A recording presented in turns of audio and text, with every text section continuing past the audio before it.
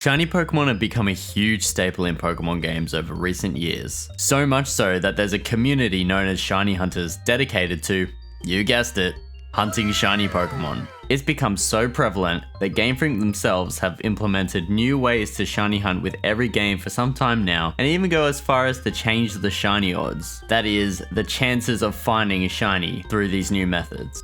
Perhaps the most famous of these is what's known as the Masuda method, named after Junichi Masuda, the director of Game Freak, for introducing the method. But we aren't here to talk about famous shiny hunting methods, no.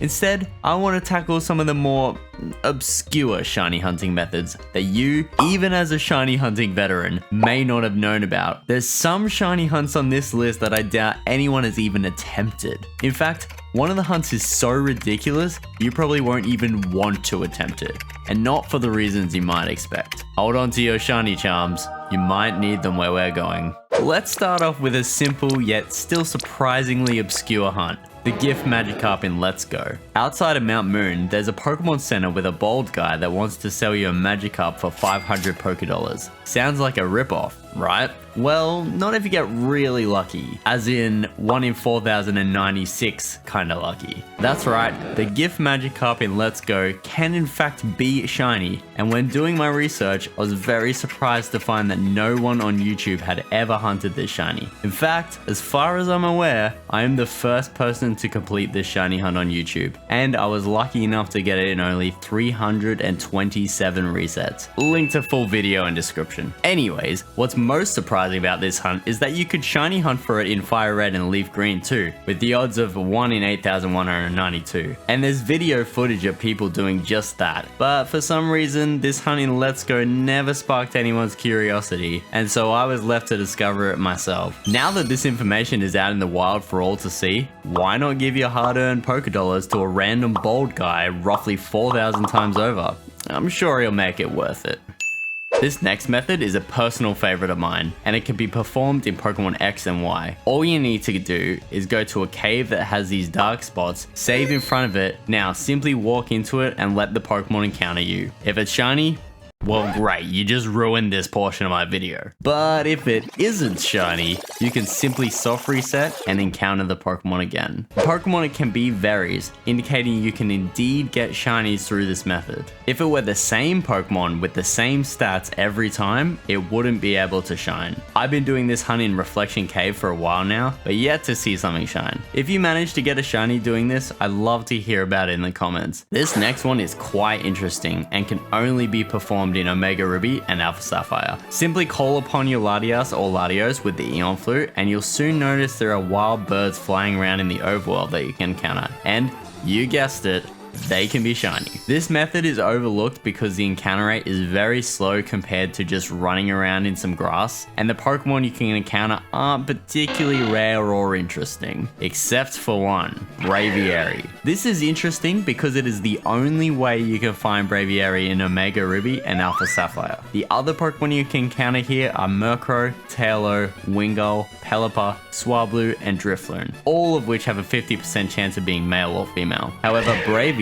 has a 100% chance of being male. Why is this relevant, you ask? Well, you could just shiny hunt for any of these Pokemon and would already be obscure. But let's specifically target Braviary to make things even more obscure. If you have a female Pokemon with the ability Cute Charm, let's say Jigglypuff, at the front of your party, you will increase your chances of encountering a male Pokemon. Therefore, you'll have an increased chance of encountering Braviary. Now, this certainly isn't guaranteed, but as I mentioned, this shiny method is obscure and tedious even without considering Braviary. So if you get a shiny at all during this hunt, then you've already made history.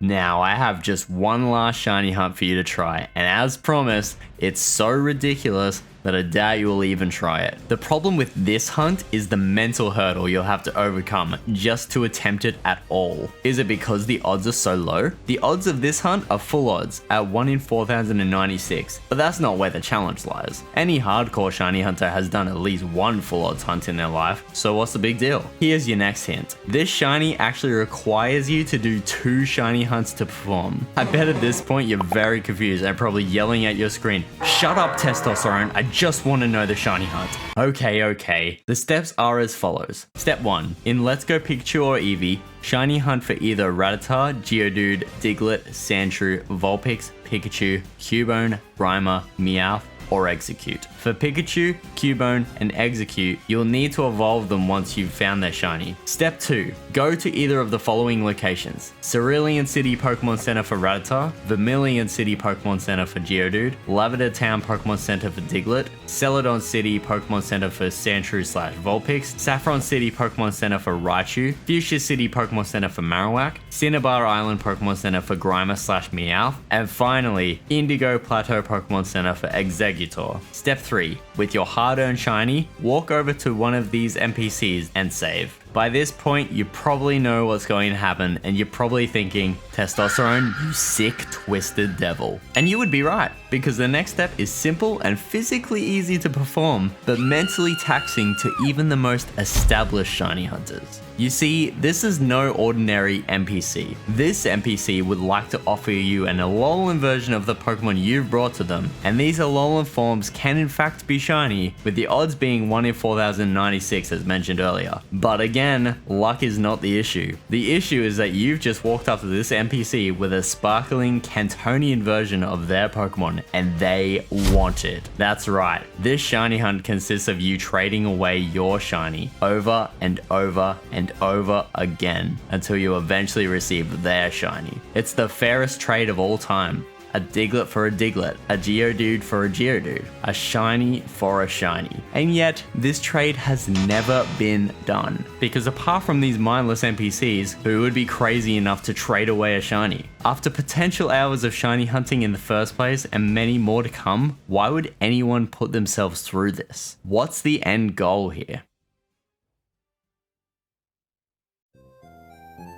I like to think that us shiny hunters are hungry for a new challenge. As you're all aware, with every new game, shinies are getting easier and easier to come by. I know this is just an opinion, but what makes shinies so cool in the first place is not their sparkles and it's not their changing color palette, but it's their rarity and the elusiveness that surrounds them. Apart from red Gyarados, my first shiny was Golbat in Mount Silver when I was young. I didn't quite understand the concept of shinies back then, but there's one thing I knew for certain. That sparkly Golbat was super rare. I'm all for method hunting, but nothing feels quite as good as getting that random full odds shiny when you're least expecting it. That's why I decided to seek out the most obscure hunts possible. So if I did get a shiny from it and I happened to be the only one, I could look at that and be dang proud, knowing that I'd contributed something meaningful, or at the very least interesting to the shiny hunting community. And hey, if that means losing a shiny in the process, then let the hunt begin.